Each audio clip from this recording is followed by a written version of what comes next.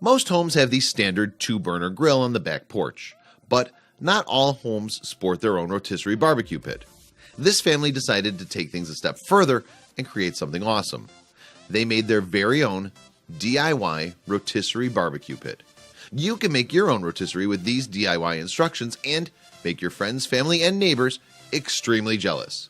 Everyone from miles around will want their own rotisserie barbecue after seeing your monstrous pit and tasting your amazing food. Here's what to do.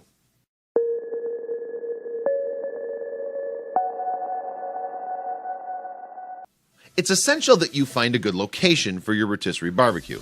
Make sure to take into consideration that it will produce smoke, and since you're digging a pit, be aware of possible tree roots that will cause problems with your project.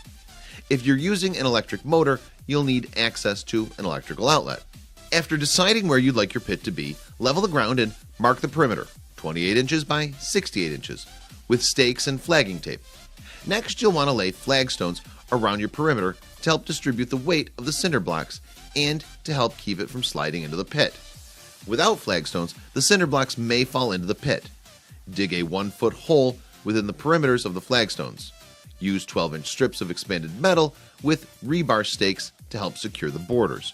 This will help keep the sides of the pit from caving in and ruining any chances you may have of impressing your friends and family. Next, assemble the cinder blocks as directed in the diagram found on page 3. Be sure to check that they're level and square throughout the process. You don't need to use any type of mortar, just make sure they have a tight fit by laying them as close together as you can manage. Use a hammer and an axe to remove any extra pieces of cement that might not be needed on the cinder blocks.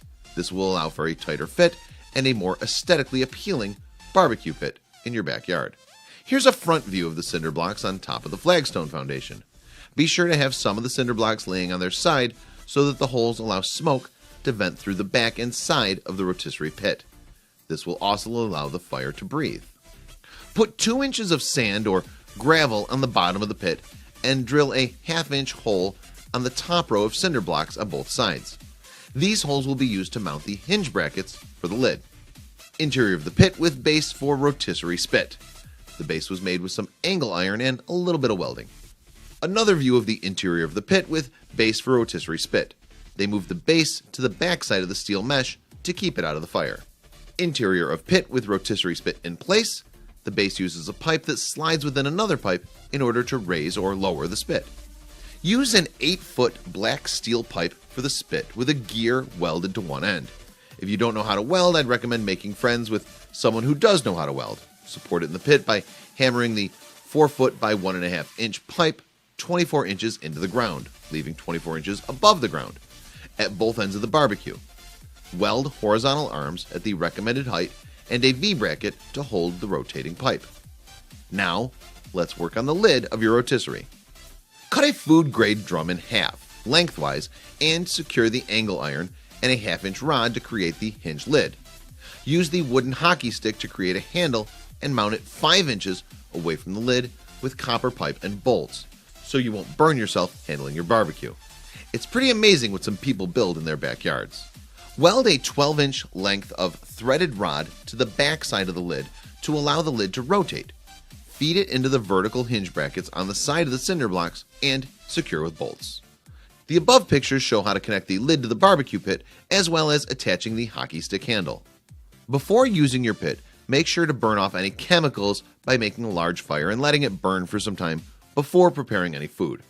Also use high heat, flat black paint on the exterior surfaces of your pit, and be sure to use canola oil in internal pieces often. Your rotisserie barbecue pit is done. This could be your food in your rotisserie pit in your backyard. When you're finished, this incredible DIY rotisserie pit barbecue will be in your backyard. Here's a view with an open lid and a fire ready to cook. That chicken looks amazing. Now I'm starving. The 2 angled V brackets on the spit base allow for a grill attachment. This is with the grill attached so you don't always have to have rotisserie. You can cook regular barbecue over the coals as well, including steaks, chicken, pork chops, etc. And apparently casseroles as well can be kept warm while your chicken is cooking. When the DIY rotisserie pit is not in use, you can create a custom cover with a simple tarp and some string. Now that you've seen pictures of someone else building an awesome rotisserie barbecue pit in their backyard, it's time to run to the store to buy the materials so you can build one in your own backyard.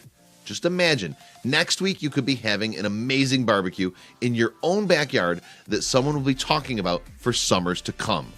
And for everyone here at Did You Know, we wouldn't mind it if you invited us. Feel free to do so in the comments.